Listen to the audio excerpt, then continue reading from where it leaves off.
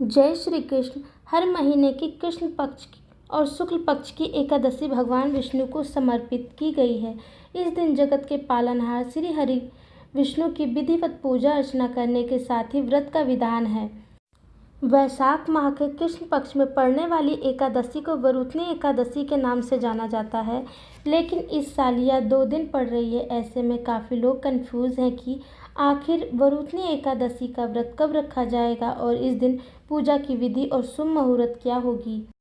इस बार वैशाख माह के कृष्ण पक्ष की वरुथनी एकादशी की शुरुआत 3 मई 2024 दिन शुक्रवार की रात 11:24 पर हो रही है, जिसका समापन 4 मई 2024 दिन शनिवार की रात 8:38 पर होगा। ऐसे में उदय तिथि के मुताबिक वरुथनी एकादशी का व्रत 4 मई दिन शनिवार को रखा जाएगा। पूजा का शुभ मुहूर्त 4 मई दिन शनिवार की सुबह 7:18 से लेकर सुबह 8:58 तक है। वहीं पारण अगले दिन यानी 5 मई रविवार की सुबह 5:37 से लेकर सुबह 8:17 तक है। वरुथनी एकादशी पूजन विधि। वरुथनी एकादशी के दिन व्रत रखने वाले व्यक्ति को सुबह जल्दी उठकर नहा धोकर पीले रंग के कपड़े पहनने चाहिए। इसके बाद भगवान विष्णु का स्मरण करके व्रत का संकल्प लें। फिर पूजा स्थल को पवित्र करें और भगवान विष्णु की विधिवत पूजा करें। पूजा में पीले फूल, हल्दी, कुमकुम, अक्षत, फल, मिठाई, पंचामृत जरूर शामिल करें। इसके बाद धूप दीप करें और विष्णु जी को तुलसी दल अर्पित करें। एक बात का जरूर ध्यान रखें, तुलसी दल एक दिन पहले तोड़ लें। एकादशी के दिन तुलसी नहीं तोड़ी जाती। वरुथनी एकादशी के दिन भगवान विष्णु की पूजा करने के साथ ही माँ लक्ष्मी की भी पूजा करें। इसके बाद वरुथनी एकादशी व्रत कथा पढ़ें और विष्णु सहस्त्र नाम का पाठ भी करें। आखिरी में आरती करें और प्रसाद ग्रहण करें।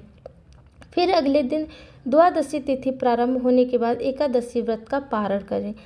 वैशाख माह के कृष्ण पक्ष की वरुथनी एकादशी व्रत कथा। कुंती पुत्र युधिष्ठिर ने कहा, हे देवकी नंदन, वैशाख माह के कृष्ण पक्ष की एकादशी का उपवास किस प्रकार किया जाता है और इसको किस नाम से पुकारा जाता है तथा यह कौन सा फल प्रदान करती है, सो कृपा पूर्वक कहिए। देवकी नंदन ने कहा, हे राजेश्वर, इस एकादशी को वरुथनी नाम से पुकारते हैं। यह सौभाग्य प्रदान करती है। इसके उपवास के पुण्य प्रभाव से प्राणी के सब प्रकार के पापों का विनाश हो जाता है और अंत में महासुख पाता है। दुखी स्त्री को भी इस उपवास से पुनः सौभाग्य प्राप्त होता है। महाराज मानधाता और धुंधुमर भी इस उपवास के प्रभाव से अंत में स्वर्गलोक को गए थे। 10,000 वर्ष की तपस्या करने से और सूर्य ग्रहण के अवसर पर कुरुक्षेत्र में स्वर्ण दान से जो फल मिलता है, वही इस एक अकेली वरुथनी एकादशी व्रत को करने से मिलता है।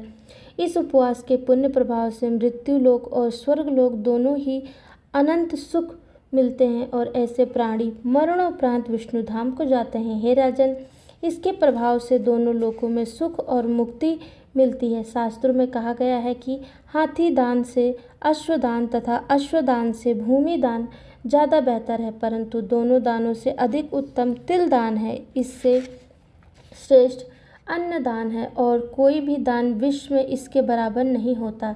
यह अन्नदान मनुष्य, देव तथा पितृ सबको तृप्त कर देता है।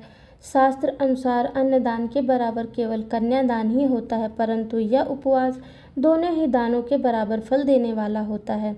लोभवश कन्या का धन हर लेने वाले नरकगामी होते हैं और वह अनंत काल तक पेड़ पर रहते हैं या अगले जन्म में बिलाव के रूप में पैदा होते हैं। प्रेम पूर्वक या यज्ञ विधि से कन्यादान करने वालों के पुण्य का बखान तो स्वयं चित्रगुप्त की शक्ति से भी बाहर है। इस उपवास को करने वाले प्राणी कन्यादान के तुल्य ही फल पाते हैं। वरुथनी एकादशी उपवास करने वाले को दशमी के दिन से कुछ नियमों का पालन करना जरूरी है। कांसे के बर्तन में भोजन, चना या कोंदे का सेवन, मसूर की दाल, पराया अन्न, शाक, शहद, दोबारा भोजन लेना तथा पत्नी अथवा अन्य स्त्री से सहवास करना तथा मांस खाना। उपवास करने वाले दिन ना तो जुआ खेले और ना ही सोए। उस दिन पान खाना, पर निंदा या चुगली करना, दातुन करना, तेल तथा अन्न लेना, पापी व्यक्तियों से बोलना वर्जित है। हे राजन, जो भी प्राणी, स्त्री अथवा पुरुष इस ढंग से वरुथनी एकादशी उपवास पूरा करता है, वह मरणोपरांत स्वर्गलोक को जाता है। यमराज से भय खाने वाले भी इस एकादशी उपवास को नियम अनुसार तथा विधि विधान से पूरा करें। इसके महत्व के पठन से भी 1000 गोदान करने से प्राप्त पुण्य के बराबर फल मिलता है। गंगा स्नान के पुण्य से भी इसका पुण्य अधिक होता है। बोलो एकादशी माता की जय। एकादशी माता की आरती सुननी हो तो कमेंट जरूर करना। कथा सुनने के लिए धन्यवाद। एक लाइक और सब्सक्राइब जरूर करना। धन्यवाद।